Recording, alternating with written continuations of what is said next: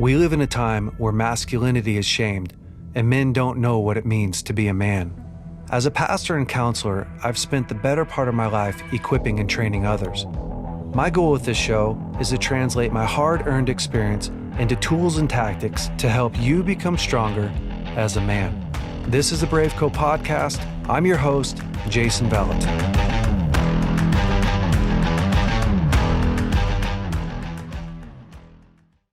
Welcome back to the BraveCo podcast. I have my great friend, Cole Zick. What's up, guys? And Cole, you and I, we do this monthly podcast together. Talking about balls and penises. Yeah. And hearts. In hearts. Talking minds. about men. Yeah. So, I mean, you're just one of the guys, again, that I love to talk about life with, and you have so much insight and wisdom. You also are the director of Moral Revolution, you and your wife. And so correct. These conversations are easy for you. They are. And today we're going to talk about managing your sex drive. It's a great conversation. I'm excited. Managing mine right now. Are you? As we speak. No. Yeah. My wife's gone for 5 days. Lots of management going on over here. Yeah. Well, it'll be an easy conversation then. That's right. It's interesting because most men fear their sex drive. Yeah. When I look around and being in men's ministry and you leading Moral Revolution, we do this with speaking and talking. And I mean, we help so many people and just are interacting in this world all the time, constantly. Most men are so frustrated by their sex drive. Yeah. They're so afraid of it. They feel so powerless to it. And it's a massive area that just feels so scary to guys. Yeah. But it was never really designed to be that way. Yeah, totally. Like God wasn't like, you know what I'm going to do? I'm going to put something on earth that just torments the crap out of It's horrible and makes them monsters and makes them disgusting and gross. Yeah, exactly. But I think too, growing up just in the church, you're also kind of taught to fear your sex drive. Well, we're taught to fear a lot of things. Like I grew up to be told to fear alcohol and to fear dancing, and we boycotted Disney and we're scared of Disney movies. And okay, well, hold on. Well, because I mean, I don't think you and I are like a huge proponent of Disney. Yeah, but this was before all the craziness is going on. I'm just like, I remember being told like you couldn't go to school dances because they're from the devil, and like it's crazy how often fear has been used to teach and to disciple. So much that you're right. I think the Christian life for a lot of people is so fear-based. And this topic especially, sex, it's so scary that most parents never talk to their kids about it except for one time. The talk, and it's awkward, and it's, I'm going to say the bare minimum and get out of this conversation as quickly as we can because neither of us really want to be here. And so most guys are just left to like figure out how to, I mean, it really feels like Mad Max, right? It feels like that's such a good analogy. I'm fending for myself, trying to fight off these like it's like this big creatures. all for one, 100 against 100 Fortnite battle. Yeah. Let's see if any of you comes away with a victory. Probably not though. Yeah. Totally right. Yeah. And at the same time, like sometimes it's like, oh, God dang, why did God create the sex drive? Why did he make it so hard? And but yeah, there's going to be a lot of puns here. So why did he make it so challenging? Hard was perfect. Yeah, I know. For us to navigate through all this stuff. And, you know, our sex drive was never meant to torment us. It was never meant to be this thing that we just, you know, we loathe having and try to escape from all the time. Yeah. But it's probably good for us to crack open, like, what was God's original design for our sex drive? Yeah, I love that topic. And it's a great way to start this conversation because if we're going to manage it, we have to value it, first of all. Like, we have to understand. And the way that I would say it is asking ourselves, do I actually know God's vision for sex? It's a question most of us have never even thought to ask ourselves. It actually feels a little bit weird. It does feel weird, but it's true. Yeah. Like, God has a vision for sex. Otherwise, he wouldn't have created it. It's true. He wouldn't have given, one thing in particular, he wouldn't have given women the opportunity to have an orgasm. That's a big part of this conversation, actually. Right. Because when you look throughout the animal kingdom, or you look throughout nature, ejaculation is tied to procreation solely, with the exception of female women. Yes. Right? And absolutely. so you know that, okay, if God did that, so I think like dolphins feel pleasure in it too. we think they do. It's a theory because they mate outside of when the female is in heat, but we don't know for sure. We're not totally sure. We're kind of looking at that, right? So thinking that. But that tells you right off the bat, God's got an opinion and an idea and a purpose for this. Otherwise, it's not just instinctive. It's not just for the survival of a species. There's more to this for us. And that to me is a big indicator. And so that causes me to say, well, then why would God give us a sex drive? What is his vision for sex? Why did he make humans the way that he did?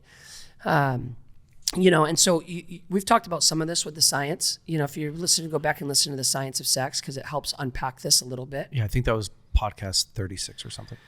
But the ultimate, so to skip over that and assume that you're going to go back and listen to that, he wired in our biology to fulfill his ultimate purpose, which is a husband and a wife would choose each other. That's a big part of this. Your spouse is the only person you choose. Your parents were chosen for you. Your children were chosen for you. Your siblings were chosen for you. Yeah. You get to choose your spouse and then your friends. But as far as family relationships go, your spouse is the only one you choose. I really believe that he gave us the sex drive and sex for the purpose of causing us to say, okay, we know the biblical mandate. I'm supposed to leave my family if I have to. Push come to shove, father and mother are left, cleave into my wife. What God brings together, let nobody separate. So if the mandate is, if I have to choose, I'm supposed to choose her. He had to create a bonding agent that was stronger than life experience, stronger than childhood nurturing, stronger than comfort. When I moved out of my parents' 3,000 square foot house, free rent. Bro, that was comfy. That was comfy. I moved into a tiny little apartment in Sacramento with Caitlin. We did our first budget. We were negative $75 every month. What makes it worth it? And I couldn't wait to be broke with her in this little rundown apartment off of Monroe or Fulton Avenue in Sacramento, because there's this biological thing drawing me to her that caused illogical romance so that I would fulfill his ultimate mandate. And I believe the reason is, as we see it through scripture, I'm to be to her who Christ is to the church. That marriage relationship is meant to represent God's desired relationship with humanity. And so that sex drive it's now packaged in this narrative of, I want an orgasm, I want an orgasm, I want an orgasm. If we strip it down from all of the external things that influence it, really what it is, I want my spouse, I want my spouse, I want my spouse, I want my spouse. Because we learned it through orgasm, we haven't understood it through intimacy. Explain that a little bit. So, sex being a primarily learned behavior for humans, what happened earliest and most often as a child, actually the power of first mention, that wins the narrative on sex. Yes. So if I experienced sexuality through pornography, through movies, through coarse joking, through all of these things before I ever got into an intimate relationship where it was about love, right? So your kids are finding porn by 11 years old these days. Not even porn. They're watching Netflix now with nudity in it, right, at 10 years old. Well, the average male doesn't get married till 29 anymore in the United States. So 19 years of sexual experience before they were ever in a covenant marriage. Yeah. It's a long time to be taught, told, and experience what sex is. And almost all of the messaging is, it feels good, get an orgasm.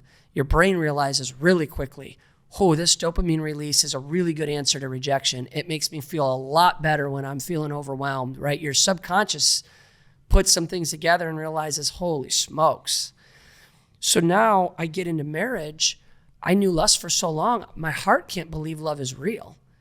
And because it became all about getting that dopamine fix subconsciously, it became all about chasing that orgasm. Now it's all this management, whereas that hunger for that moment was meant to be that hunger for your wife. So that when you were in marriage and you were fighting, divorce didn't come up in the conversation because there was that you were so bonded, you knew you were going to work through it and you were probably going to get to have some awesome makeup sex. all kinds of things going on in the subconscious. Well, when orgasm and sex was just a good feeling to deal with emotional pain for 19 years, well, now we are having to manage our sex drive, and we are addicted to that orgasm or that dopamine fix. Yeah. Right. So this is a big topic right now that we've been talking about a lot, that I'm really passionate about, because I want to see marriages in the church celebrate sex, experience beautiful sex in their marriage, know how to talk about it with comfortability, and realize, no, it's very good that I have a strong sex drive towards my wife. That's a very good thing. Yeah. I know that, I mean, a lot of guys spend so much time wishing that they didn't have a sex drive. And the challenge is your sex drive will make you do things in a positive sense. Absolutely. That you would never do without it. Absolutely. For instance, the dishes. Or the laundry. Folding. You'd be shocked at how many loads of clothes I have folded. I honestly think that it's our sex drive that made guys not just hunt and fish, and leave their wives for like ever. Yeah. Because when you think about it, like that drive to bond with my wife, I get 5 days even on a hunting trip, and I'm like, dude, this is fun, but I'm ready to get home. Man. No doubt. I'm ready to be with my wife. Yep. I'm ready to bond with her. Like I'm ready to consummate this marriage again. Where without that, it's easy just to be like, absolutely, we're good, Right after sex, it's like I don't know how I've got way less drive to listen to her emotionally process. Absolutely. Way less drive to show up, and be present, even with the kids. Way less drive. Like this deep desire to bond with my wife drives a whole bunch of this motivation in my life. And it's one of the challenges with guys who masturbate and take that drive away from themselves is, well, now all the things that would have really motivated you to push through this hard conversation with your wife, you don't have them. How many hard conversations do you have with your wife because you really want to bond and connect to her? So many. That keeps you back in the game. It's true. And if you're self-servicing, you don't have that yearning. We want to really, especially as Christian and godly men, for those that listen that say, hey, I'm a Christian, I'm a believer, we're supposed to hunger for our wives the way that Solomon talks about it in Song of Songs. And we're not yearning for her if we're self-servicing. Yeah. Because it takes that hunger. I mean, you think when you're gone for 5 days, are you thinking, I really want to see my mom and my dad? I really want to see my sister. Not at all. I can't wait to get back and see Elijah and Evan and Riley. Maybe Edie, because she's so cute. There's a little bit of drive there. That's why it's so unique. That's why it's so different from even every other family relationship we have, and it's done so by design. I've never been on a hunting trip and been like, man, I'd rather be with Cole right now. Never. I would feel uncomfortable if you ever felt that. But that to me is the beauty of it. That's why it's not dangerous. I shouldn't say it that way. That's why it's not bad or negative. We have to just understand how to manage it so it doesn't turn dangerous. So we utilize it the way God intended it to be. Yeah, my dad talks a lot about the purpose of your sex drive being something that you have to manage and fight for. Is if there was no drive, if there was nothing to manage, it wouldn't really mean anything that you got to marriage. Exactly. Without fighting for purity, right? Yeah. Or that I go throughout my day and I have no drive at all, zero drive towards any other woman or anything else. I just like me actually choosing my wife. In order to choose my wife, I have to be able to choose something else. Absolutely. It'd been like if God would have programmed all of us just to love him. It'd be the equivalent of only one tree in the center of the garden rather than both. Yes. And these are all real examples of like, listen, we fear our sex drive. We don't like it. We wish we didn't have it. We wish we could run away from it. But you're missing the point. Yeah. The whole point is like, that's what makes you a lover. That's what makes you a savage. That's what makes you a man of character and morality, and is the fact that you have a choice. Like Adam had a choice and Eve had a choice. You have a choice, and that choice looks real good. That's right. Both choices look real good. all the time. Like, you can have anything you want in the garden. You can have all these luxuries. Just don't eat that one thing. Man has always needed, he's always needed a choice for good and for evil. You see, even in the kingdom of heaven, here we go. So in the kingdom of heaven, there is no lack, right? There's no sickness. Right. There's no death. There's no hunger, starvation. There's none of that. Exactly. And yet you have Lucifer, this beautiful angel with instruments built into him that's like, you know what? Still wanted more somehow. I want more. Yeah. I don't want to just, I want to be worshiped. And it's so interesting because, man, the moment that you take away that choice, you completely miss out on your real ability to connect, your real ability to bond. And so if you're wondering, like, if you're sitting there, like, why did God create our sex drive to be so powerful and so tempting? It wasn't so that you'd fall. Nope. It's so that you had a way to show up. That's right. As a man. It's so that you had a way of really going, like, I fought so freaking hard. When I was young, my dad, of course, taught me a lot of this stuff, right? So because I had purpose behind my why, behind why I fought so hard, I remember, like, everyone knows my story. It gets so redundant, but I remember being addicted to masturbation really young, 10, 11, 12. And then 14, I'm addicted to pornography. And it's just like so tormenting. I mean, it's just so tormenting to be stuck and trapped in pornography and masturbation. And then I remember when I got out of that season, which I'm not going to share that whole story because I've already shared it on this podcast, but I remember when I finally broke free, and I had freedom just for a short second. Not that I'd lost it, but I just had gained it, right? I'd confessed to my dad and confessed to my sisters and my mom, which was the first freedom that I remember having. Like, I just shared these deep, dark secrets that was scary and shameful. And I remember thinking to myself, I need to remember this moment. I need something that reminds me every single day how much this hurt and who I am. So I wore white t-shirts every day to high school, and my dad and mom got me a purity ring. And that purity ring every day reminded me what I was fighting for. And John Eldredge just says it so beautifully. He says, every man needs a battle to fight, a beauty to win, and an adventure to live. And so, like, that's really good. Could you imagine if I would have never had that battle to fight? Well, there's no reason to show up and be strong. It's true. There's no pride in it, right? I might as well just chase every girl at school. But the fact that, so I had gone from my sophomore year, I'd gotten real intentional, to my marriage, wearing white t-shirts, wearing my purity ring, showing up every single day and going, this is who I am. Like, your sex drive was supposed to be a training ground. Before you're married, you have this deep desire, right? You go through hormones, and once you hit the hormonal stages, 11, 12, 13, mostly for guys it's 12, 13, 14, 15, where your hormones are just freaking raging. And now you're having to learn how to manage that. Those are the years where you're becoming a warrior. You're learning all the skills that it takes to learn how to manage your appetite, which is supposed to transfer over into your appetite for, expensive cars that you can't afford, expensive houses that you shouldn't have, right? Like, my sex drive when I'm young, I learned how to manage my desires. I learned how to go, wow, I really want this short-term fix.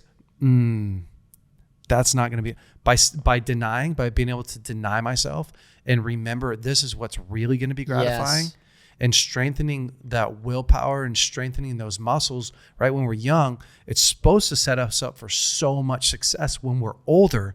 Because, like, I already fought that battle. Not that my sex drive goes away. But I have so much internal strength and fortitude, so much mental clarity on who I am and where I'm going and why I'm going there, that I have 100,000 reasons why this makes sense. So good. And I'm continuing to make a choice that I've always made, but it's so much easier because I made it a long time ago.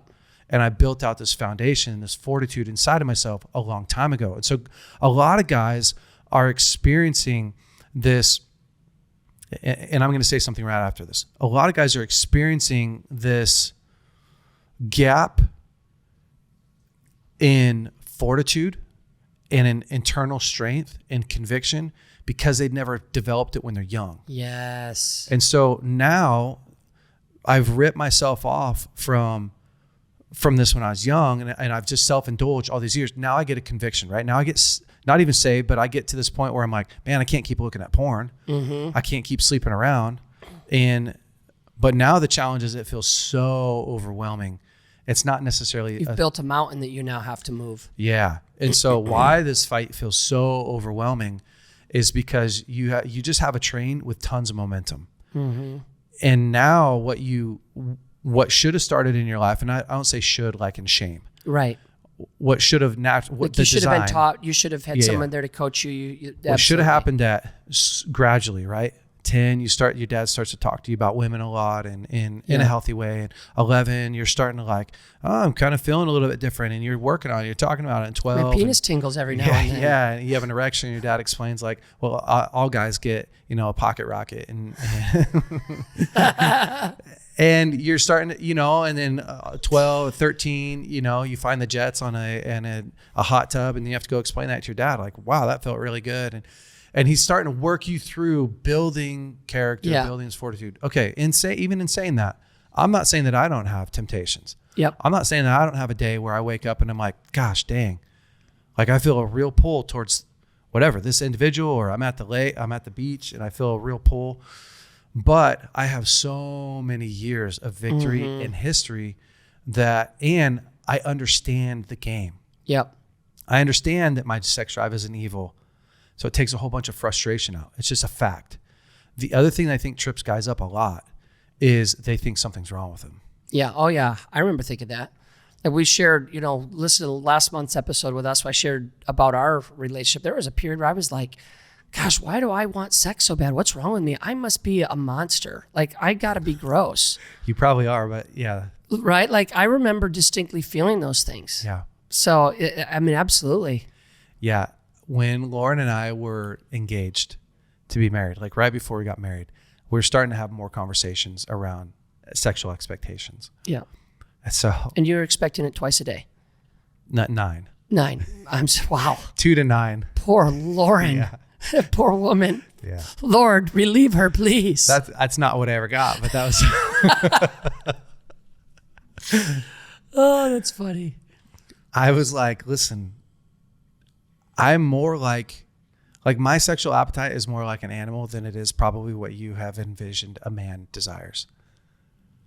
It's like you said that to her. Yeah, it's like I'm a gentleman. I manage it. Can you picture a lion? What a lion does to a gazelle, Lauren? That's what I want to do to you. Pretty much, yeah. So I showed her a whole bunch of lion eating gazelles, and she married you still. Wow. I mean, I was just being honest. Like I am. It's not this super like neat, petite. Like I'm good, I'm not nibbling, baby. Yeah. I'm taking whole bites. I had a snack earlier. I'm good, It's not that. And I think a lot of guys follow me here because this is real. I just really want to ask Lauren what she felt when you talked. I just want to know what her take she was. knows me, right? Like she was because she had never been sexually active. Right. And I had 10 years of marriage before this too. And I, again, like I'm not saying that I'm going to act out on all of it. Yeah. But at the same time, like I have way different sexual preferences than she has. And yours. She doesn't even know hers yet. And I didn't want her to have I'm going to show you what you like, baby. Yeah. You're weird. I didn't want her to have this expectation of me that I'm like her. Yeah. And that's normal. Yeah. Because I'm not like her. I'm nowhere near like her when it comes to my sexual preferences and my desire for all kinds of different things. But I think because so many men have shame, which shame is I am something wrong. Something's wrong with me. Yep. They have so much shame around their sex drive, their sexual appetite and they don't understand it, that's actually the real battle. Yes. As opposed to if they could just go, my sex drive, my sex appetite is pretty normal. It's really interesting. I'm going to push an edge here. Push it. Yeah, which maybe tell me if we should edit this out. Let's just step over it. We're about to.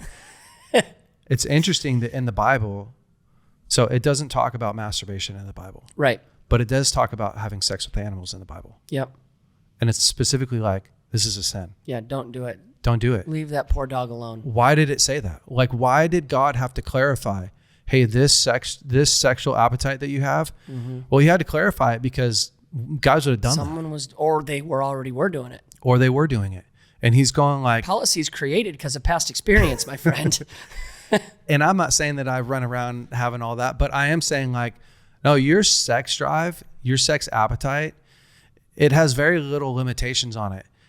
It's up to us to manage it. So my dad says this a lot. He says, you are not your desires, right? You are the virtues and values that you embrace. And again, a lot of guys struggle. They struggle. Same-sex attraction is one of those. If we can just talk about that for a second. And we won't dive super deep into that because that's not this conversation.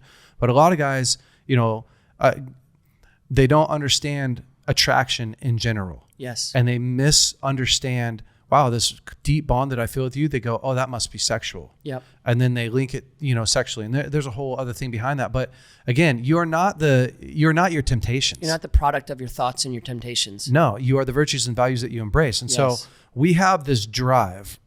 We have this massive drive that points us towards a lot of things. And sometimes that's the girl at the beach. And you're like, whoa, I could feel my drive going, hey, you should check that out. And sometimes that's, it's just there's not a lot of boundaries on it. Yep.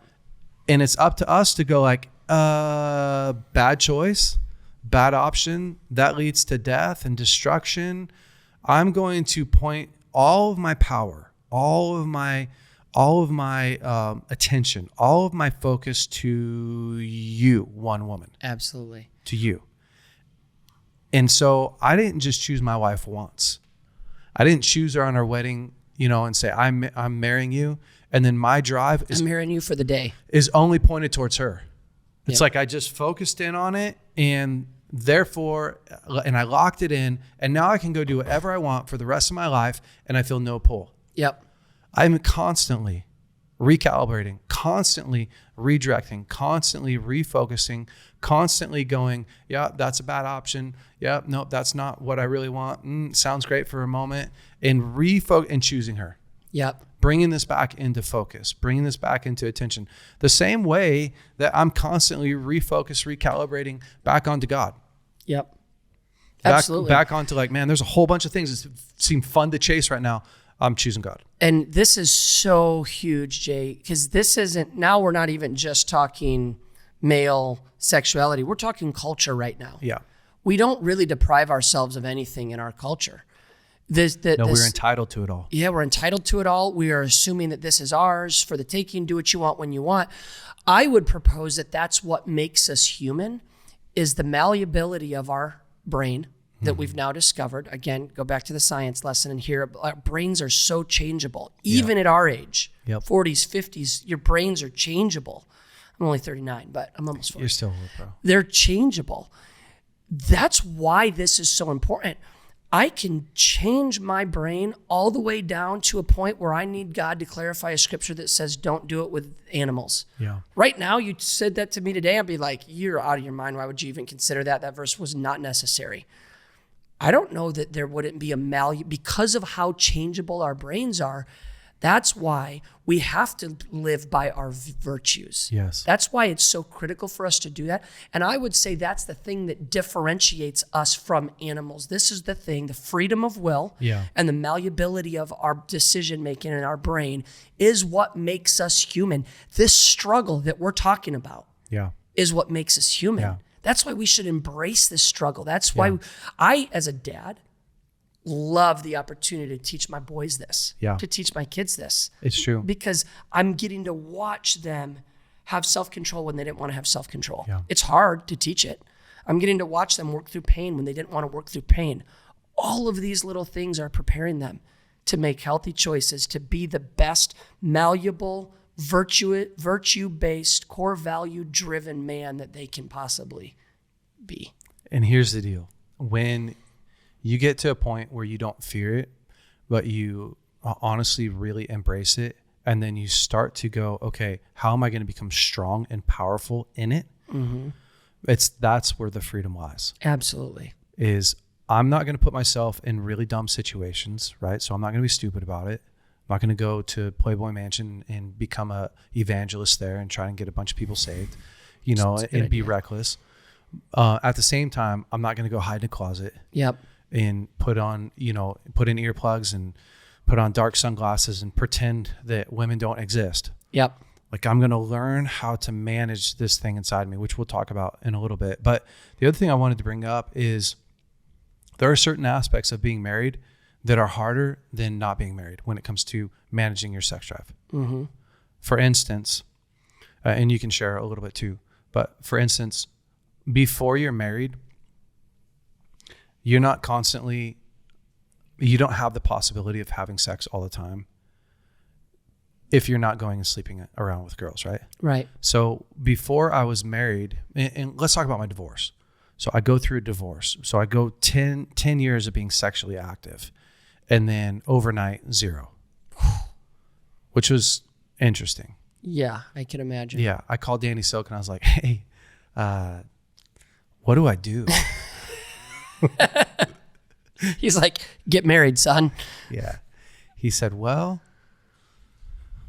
can't do anything that you have to undo when you get married.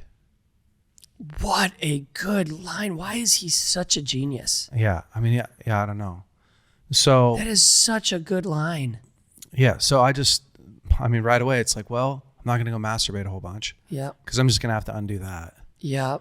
And not going to get addicted to porn. I'm going to have to undo that. You're going to have to undo that. You know, you're not going to go chase a bunch of girls because you're going to have to undo that. Yeah.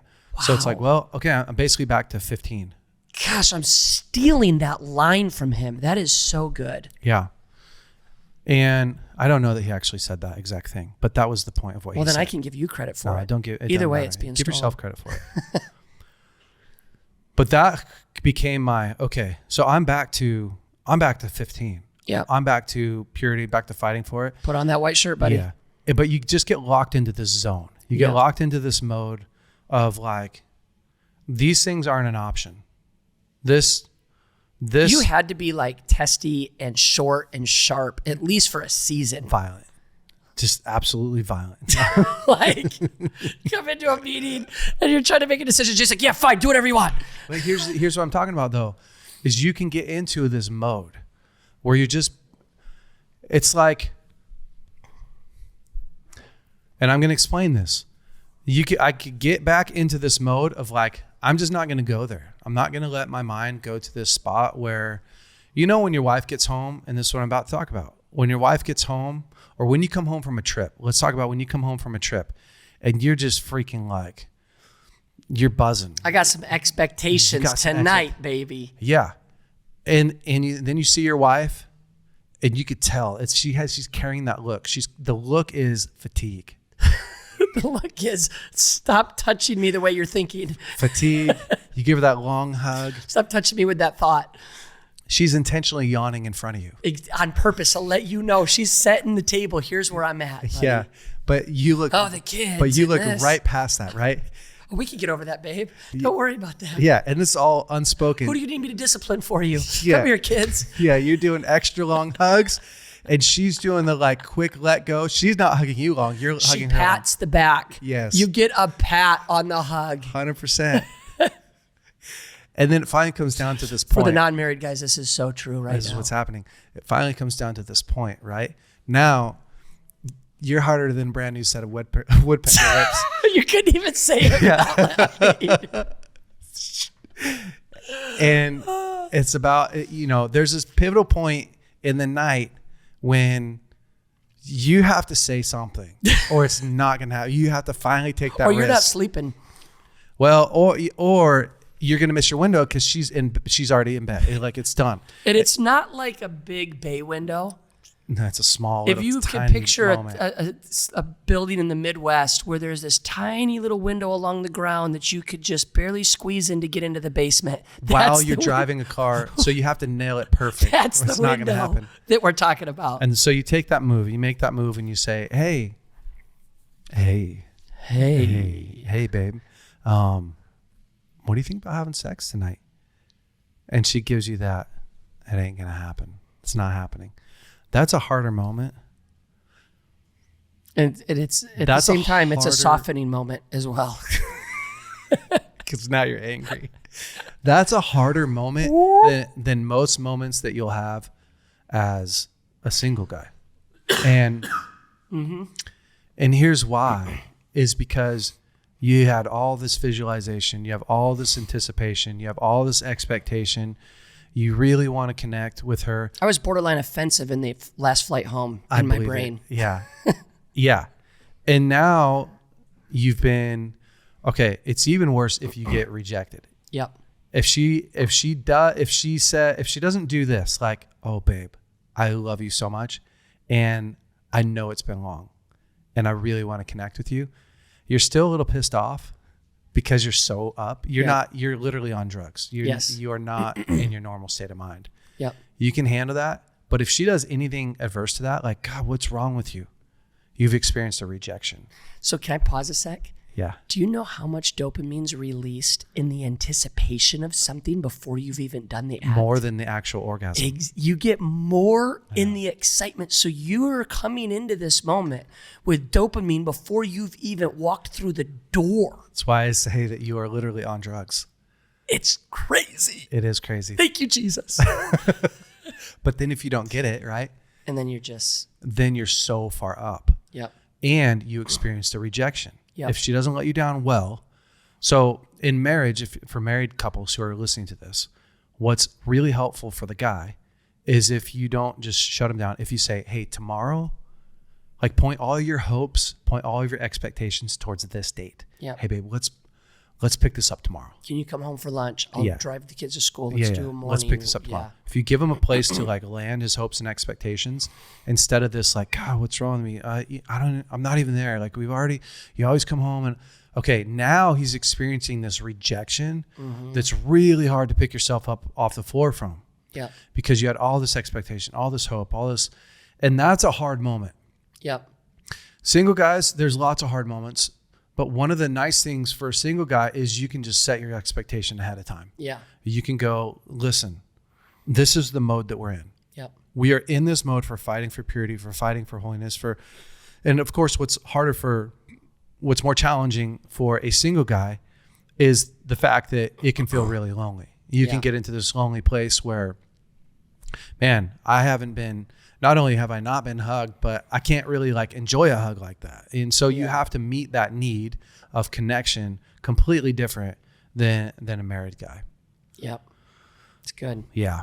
Let's talk a little bit, just super practical. Let's dig down deep and get really practical on what it looks like to manage your sex drive. Yeah, that's great. I would say the first one, and it goes all the way back to something that we brushed on a few minutes ago. How good are you in general at teaching yourself self-control and restraint? Like, are you good at saying no to yourself in other areas?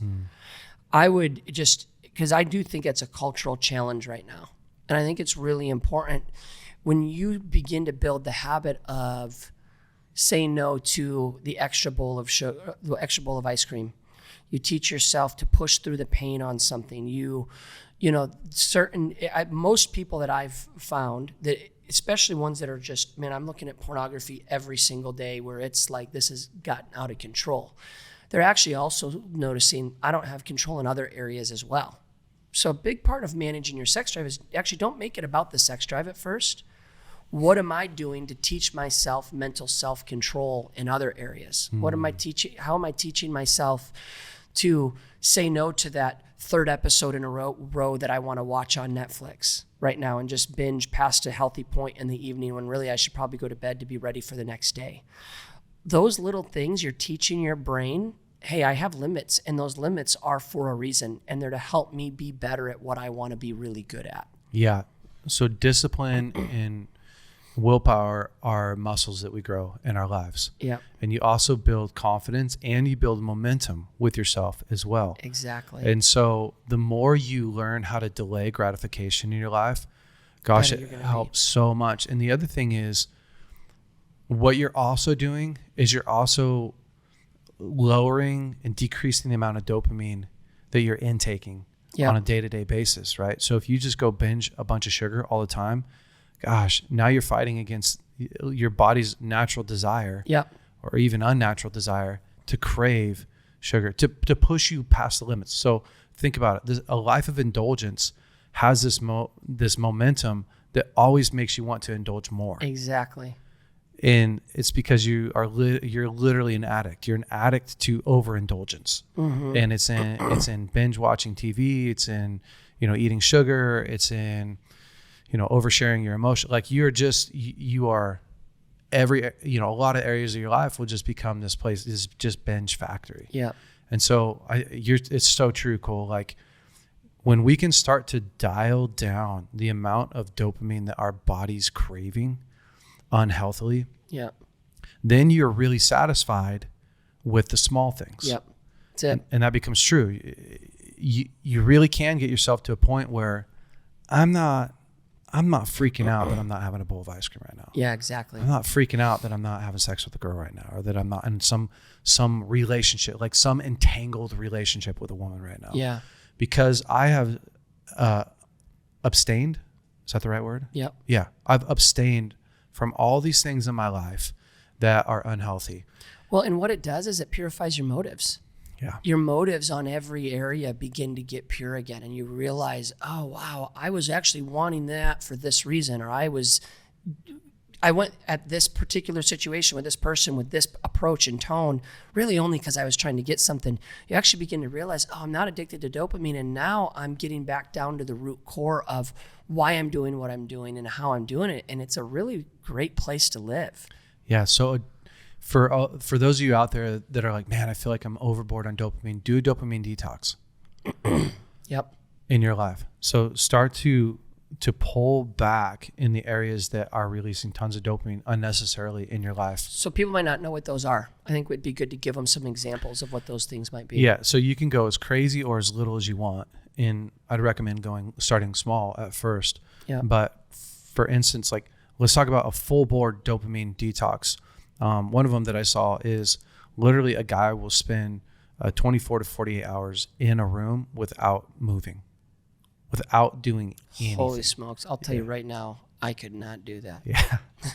I'm just going to the far end of the spectrum to show everybody okay, so if you like not walking, not doing any of that. And I'm not saying that I'm recommending living that lifestyle. Yeah, right. But okay, let's go one level less. One level less is you don't do any TV, you don't do any exercise. We're talking about 24 hours. Yeah. You don't do any exercise. You don't do any interaction with other human beings. So you can do your normal life without TV, any excess connection with human beings. Screens, phone, if you're on a sports betting app, if you're on games, if whatever that is. No outside stimulation. Yeah. You're just really alone with your thoughts. Yeah. Inside of yourself, and I would incorporate fasting with that as well. Oh yeah. Food's a big dopamine release, sugary food. Yeah. So you can just go one step less than that, right? So turn it down. Instead of doing level 10, we just did a level 9, level 8. So it's like, okay, I'm going to fast food. Mm-hmm. I'm going to fast food, but I'm going to have interaction with people, and I'm going to I'm going to exercise. It's like, cool, that's great. You can still get your dopamine hit from exercising, from hanging out with people, but you're not eating food. Yep. And you go one level less than that. So I mean, people can video look games up, are a big dopamine release. Yeah. Movies, and TV then you shows. can just extend that, right? So you can start to extend that. You're like, okay, well, what can I sustain? What can I sustain? So for people who just want to do a dopamine reset, those are good options. Like I'm going to fast for a couple of days, and I'm going to have minimal interaction with some people, and I'm just going to reset and whatever, up my spiritual life. Well, and here's the deal. We're going to find, like I stopped doing sugar, what are we in, 3 months ago. Oh, I was going to say an hour ago. No. I'm kidding. I stopped doing sugar 3 months ago, And I'm like, I like the results so much. I haven't, like, I'll still have a bowl of ice cream on the weekends or something. Like, I'm not as like quite as diehard as you, or it doesn't, no sugar shall touch my lips. Yeah. But in the results, you get to the other side. And this is something I always tell my boys, the best results in life are on the other side of discipline. 100%. They are on the other side of doing the hard things. And we teach ourselves that. So we do these detox, we cut these things out. And I cut out sugar. I didn't have a set date in mind, but now I'm like, I don't think I'll ever go back. Like, I love the results physically, mentally that I'm getting so much. The reward of being mentally clear, of having more energy. I was up at 5:30 this morning. Feel great right now. Well, I'm going to stop till late tonight, and I'm going to feel so good. And I would have never been able to do that 4 months ago. Yeah. Right. I can vouch for that. The results feel, that's actually, you're going to find yourself, wow, the other side of discipline, there's some unbelievable results to self-discipline that I like this way better than the momentary rush I got 4 months before with a Coke. Yeah. Right. It's so true. Moving on. So I think, understanding that a lot of what you're craving is that hit from dopamine. So doing a detox is really awesome. I think another thing that is really helpful is understanding what's driving your sex drive. So this is really simple and really complex all in the same time. We'll make it really simple. But oftentimes it's not the actual desire to have sex with my wife that's driving my sex drive. Yep. It's my frustration with my life right now. Mm-hmm. It's the irritation that I'm going through. Being overwhelmed, being exhausted. Yeah. It's, I feel like a failure. Being bored. I want to feel powerful. Mm-hmm. Yeah. Being bored. And that's a completely different ballgame than I just purely solely want to connect with my wife. Yeah. Or purely solely, I'm a single guy. Just want, like, my pure desire for a woman is completely different than I feel insignificant as a man. Right. Or my brain's using this to cope as a mental Advil to cope with a pain point in my life. Yeah. So being able to recognize your triggers, recognize your red flags. Yeah. What is the underlying driver? And I'll give a really good example. When Lauren and I were dating, we had this goal, right? And we had boundaries. The goal was to get to marriage pure, having built a foundation of trust long before we ever said yes to one another. Okay. So that's a basic goal. And then we have boundaries, right? And the boundaries are there to help to fortify that. But also it's helpful to know where a boundary is because then you know you're crossing it. Yeah. So boundaries would be like no touching her breasts and no going down pants and simple stuff. Yeah. No making out, that type of deal. And those boundaries were really easy to keep if I wasn't overtired, if I wasn't feeling insecure, if I wasn't feeling lonely, if I wasn't angry. The moment I felt really insecure, and I can remember lots of moments, tons of moments. I can remember we had this incredible date to Ashland, Oregon. Like this amazing date. And it was probably 3 weeks into When you're in Redding, you're excited to go to Ashland, Oregon. Yeah, it's a cool place. So we had this crazy good date. And it just took our relationship to the next level. Emotionally. We just like, wow, we had this really cool moment. Well, all of a sudden I realized on the drive home, I'm so much further along emotionally than she is. And then I got really insecure. Like, I want her way more than she wants me right now. And now I want to get her to say that she likes me like I like her. Yeah. So but I'm aware of this. That's really good, Jay. So I'm realizing while I'm driving in the car, I want to push her physically further so that she emotionally comes so she can further. catch up to you. Yeah. Because I feel so vulnerable out here, not vulnerable like healthy vulnerable. I feel like I want her to like me like I'm liking her. And we just had this really cool moment. And I don't know if this cool moments are going to Did it land the same way with her that it landed with me? Dude. So I literally spent the 2-hour drive back to Redding. And this is what I said to myself. I kept reminding myself, do not open her up emotionally. Do not get her to say, gosh, I really like you.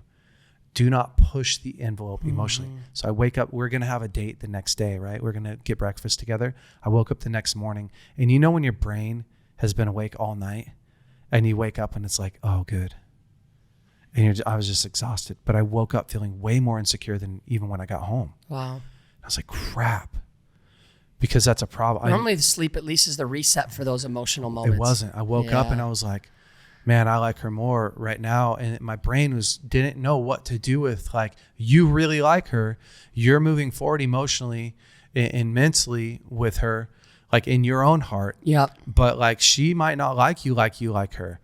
And I had to text her and just go like, hey, I got to take care of some stuff personally just here. I didn't like let her in, like, I'm having this really vulnerable moment right now. I think I like you more than you like me. I can't go to breakfast with you. I just said, hey, I need a little bit more time. Yeah. And I spent so much time just trying to solve this insecurity. It's great. This fear. And I refused to go be with her until I solved this. Because what happens, right? What happens is her and I get together, the movie's playing, her roommates leave, we're a little bit sleepy. Now my defenses are down. I'm also feeling really insecure. Instead of making out with her just because I want to make out with her, no, I've got this massive insecurity that's driving me. And we have the same thing happen at home with our wives, right? Just because I'm married doesn't mean I don't go through that stuff. It's true. And then I'm pushing my wife to do stuff simply because I feel out of control in this other areas of my life. And now she's in a place of God. Yeah. She's my source for direction, protection, comfort, unconditional love, healing. She becomes my source for all these things. And so I think a lot of guys, we need to get our needs met. We need to get our pain points met. We need to get our insecurities met in a way and addressed in a way so that we're not using our sex drive. We're not having to overmanage our sex drive to compensate for our pain, our frustrations, because most of the wiring for men is you feel lonely, go act out sexually. Yep. You feeling insecure, go act out. Like Totally. That's just your brain's doing that math. It's done that math for so long that now that's the simplest path. Oh, you're feeling tired? Watch a little porn. Yep. And you can have an orgasm and go to bed. And your brain's so used to doing that math that, man, we have to really actually be aware of our pain points so that we can manage our sex drive. Yep. It's great. Yeah. I agree with everything you just said. Amen. Do you have anything you want to add?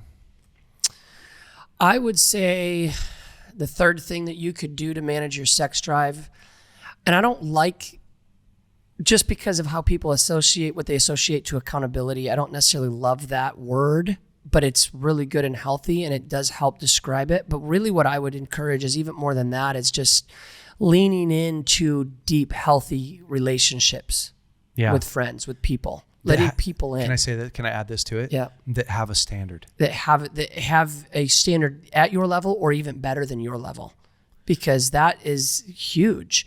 You're not going to do it alone. When you first started getting off of sugar, who were you thinking about when you first got off sugar? Your face was in my brain. It's probably true though. I mean, there's truth to that for sure. Because Jason's like, he sugar shames you. I hounded you for so long about your sugar shame you. I think that what was in my brain was all of the things I wanted to accomplish that I didn't think I would be able to with my current health habits. Yep. And moving into this new year, I knew I've got a lot more on my plate now. I'm doing a lot more things. I've got to get up earlier to get all of this done because I need to do it without my family paying the price time-wise, right? And so looking and seeing what my kids are going to need from me, what my wife needs, what friendships need, what I need to accomplish in work and in my job, I realized I've got to do this. And then, I think those were the people there. I think for me, I'm pretty like everybody's my accountability partner. So as soon as I came back to the office, I'm like, hey guys, I'm not eating sugar. Yeah, you just put it right out there. I put it out and they're like, what? Are you kidding me? Yeah, I'm done sugar. For how long? Indefinitely. I just made a huge accountability statement letting the people that are in that room in, because now Like I can't now have a Coke next week because I just said I'm not doing sugar, right? And so like it's accountability, but really what I would say even more is it's practicing vulnerability. Like we're practicing that with the people that are the closest in our life. If we haven't went to those deep conversations with people, we got to push ourselves to do that and be willing to have who are we letting in when it's hitting the fan? You know what else is happening? You're pre-prepping your environment for success. Yep. Yeah, that's good. So you're ahead of time going, I'm not eating sugar. Okay, great. Don't buy sugar. Mm-hmm. Like don't put that temptation in there. Yep. And then what can we pull out of our cupboards that makes this decision easier as well? Totally. It took time for Caitlin. She kept buying stuff. I'm like, oh, babe, I'm not doing sugar. She goes, oh, I forgot. You're really still doing that? I'm like, yeah, like don't buy sugar creamer. Creamer in my coffee was a big thing. Yeah. I haven't put sugar in my creamer or my coffee. Yeah. She can't believe it. But I had to condition her and get her I had to actually, for her, because of sugar for me, I actually had to prove to her that I was serious. Yeah, it's true. I love that. The other thing too is when you have a group of guys, I'm just going to say guys because mostly we're addressing guys. When you have a group of guys in your life that you know are living at the same standard, it's so much easier. It's way easier because we make each other better. Like the language that you talk about helps sharpen. I remember when we moved to Bethel 6 years ago and getting to know the guys. So much of the conversations centered around being a dad, being a husband. Man, I can't wait to go to this worship night and be in the presence of God. Where we came from, we never talked about those things. Yeah. We never talked about how good of a dad are you being? Are you listening to your kids? Are you engaging with their heart? And not that there was anything wrong with where we came from, but the natural response from being in an environment where those were the things we were talking about. Do you know what I started working to get better at? All those things. All of those things. Yeah. So our group of friends, we've done marriage stuff together, not just hanging out, but actual marriage courses and classes together. Yeah. I work out with I've got a friend that I work out with, 4 days a week. I've done lots of discipleship with those friends too. And so like after the long range shooting school that we did in Wyoming, I did 18 weeks of discipleship with these guys. And what happens is they know that when I go home, I'm paying attention. I'm being present with my wife and kids the same way that they're being present. Absolutely. And it raises the level. It's not just accountability like, oh, have you looked at porn? Nobody's even asking that question. Exactly. Because you're asking a much deeper question all the time. And that deeper question is like, hey, how intentional are you being at home? Yeah. And it's just, I know the environment. So a lot of guys got to get rid of guys. That's true.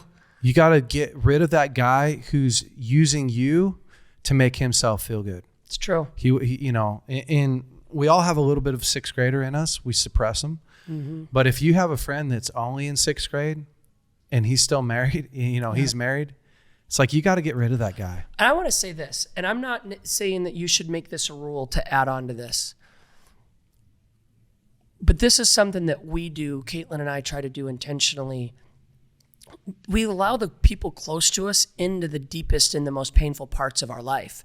Whereas I know a lot of people, if they're looking for a counselor, they want a counselor that nobody knows. Yeah. And that and I'm not even knocking that. Like I'm not telling people to or to not do that.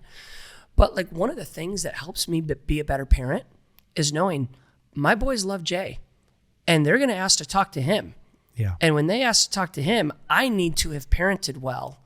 Not because I think you're going to judge me but out of accountability with my friendship with you, I want you to know, hey, I'm doing the best that I can to parent. And that I'm not going and finding a random person into my deep, painful moments. Yeah. I'm bringing the people that know me, that know Caitlin, that know my boys. And I think that's for us, Caitlin and I think it's actually been a guidepost that's helped us in these things where it's not accountability in the rudimentary sense of I'm struggling with this thought, though those conversations happen. It's more, I'm living an accountable lifestyle and I'm being accountable to the people around me so that they're in every part of my life. They have access everywhere. Yeah. A lot of people ask me like, do you counsel your friends? You don't counsel your friends, do you? That would be weird. I'm like, well, why would I want to use my gift on random people? Yeah. like if you were a plumber, wouldn't you help your friends if they needed help? You know, Totally. like I just invited my parents into our financial world. Yeah. Like, hey, mom and dad, we're trying to grow our financial situation. You know, would you come in and look at where we're spending money, how we're spending money, and help us sort out this area? Like, I want the people in my life who have the most authority, Yep. the most ability to hurt me, because they also have the most ability to bring me up. So, absolutely. you know, a lot of people you got those friends that are, man, they're swimming in the swamp, and it's not like pull away from them because they're not Christian. It's like, you got to get strong. Yep. And oftentimes, in order to get strong, my dad used to say this to me all the time. He said, if you're not the one influencing, if you're being influenced by your friends negatively and you're not the one influencing, you got to cut that off. Yep. But if you're influencing, great. That's perfect. So, you know, it's building a group of men around you that are on the same track. Yep. It's massive. That's it. Cool. Well, I hope this helps a bunch of guys. It'll help the ones that listen to it all the way through. Yeah, I think so. If you listen to this point, I think it will help you. Yeah. Guys, I want you to walk away understanding that nothing's wrong with you. Yep. Because you have a sex drive. God gave it to you. He's got a vision for it. Yeah. I want you to grab a vision, a real vision behind your life and the man that God's called you to be. Yep. And then from there, like, man, let's strengthen ourselves. Let's strengthen our decision-making. Let's strengthen our willpower. Let's strengthen our discipline, and not just rely on those things, but let's do some delayed gratification, right? Yep. Move those things out of our life that we need to take a break from. Yep. And get stronger. And then, golly, start really addressing the pain points in your life that you need to focus on, the triggers, the red flags, the loneliness, the isolation, the tiredness. Start addressing those things so that they're not needlessly taking you down the road and lying to you like, oh, you got a sex problem. Like, no, you have a pain problem. You've got some holes in your life that need to be filled a little bit. And then from there, get into a group of men that are kicking butt, taking names, and put yourself amongst them. Yeah. And that will help you. Men, thank you so much for listening today. Cole, thank you for coming on. You're the best, man. You're welcome. I appreciate it. And guys, if you like what we're doing, subscribe, right? You're crazy if you're not subscribing to this stuff. It's free. And go ahead and like, comment, share it with a friend who needs to hear this. And we will see you next week. Stay brave, gentlemen. Hey guys, thanks so much for listening to the BraveCo podcast. If you like this podcast, would you please rate it, review it, leave us a great comment. And if you like this episode in particular, share it with your friends and family. That helps us to spread the word. Guys, stay brave. We'll see you next week.